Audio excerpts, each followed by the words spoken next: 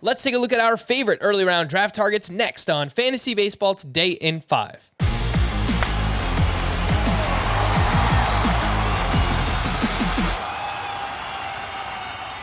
Welcome into FPT in 5. As always, make sure to follow and stream us on Spotify. Today is Thursday, March 31st. I am Frank Stanfield, joined by Scott White. And before we actually get into our favorite round targets, Scott, if you're in the first round, where is your favorite spot to draft?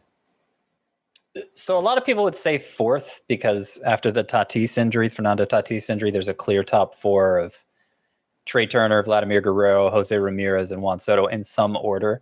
But I actually like to pick more like 8th or 9th after that kind of second group of hitters goes off the board, ending with either Bryce Harper or Mike Trout or maybe even Shohei Ohtani.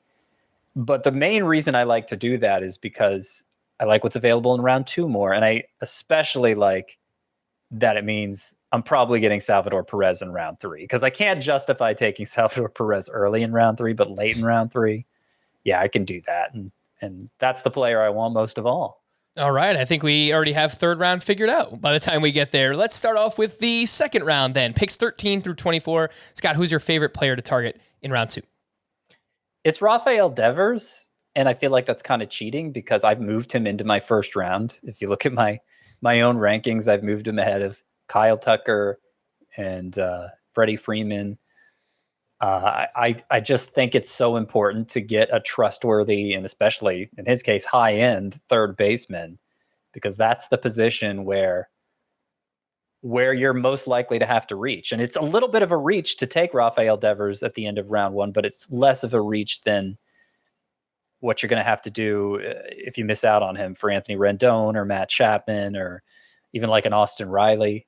You know, it gets ugly at that position very fast, and it's nice to have it secure with a player.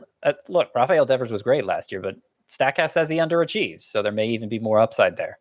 All right, round 2 for me is Luis Robert. Made a ton of adjustments last year, lowered the strikeout rate, makes a lot of hard contact. He's fast. He plays in a great lineup. I think there's a chance we're talking about Luis Robert as a first-round pick next year. He just has to stay healthy.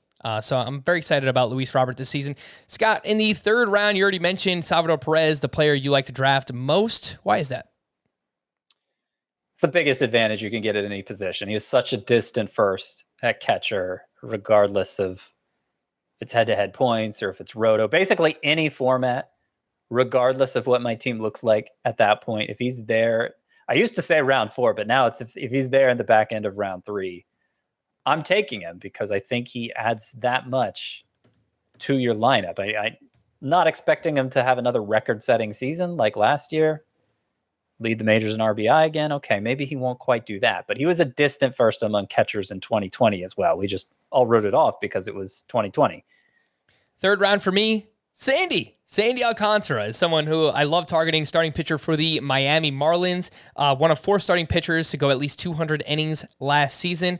And I think he could take another step as a strikeout pitcher, at least what he showed us last year. He continues to improve. He gets a lot of ground balls. The control has improved as well. Come on, Marlins. Just score some runs for Sandy so that we can get some wins as well. That would obviously help quite a bit. I'm there. I'm perfectly fine drafting him as my SP1 if I wait until round 3.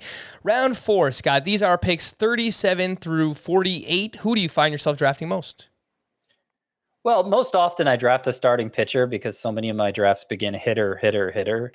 But if you're asking me who I'd like to draft the most in round 4, if it works out, it's Pete Alonso. I feel like the bang for the buck is great here.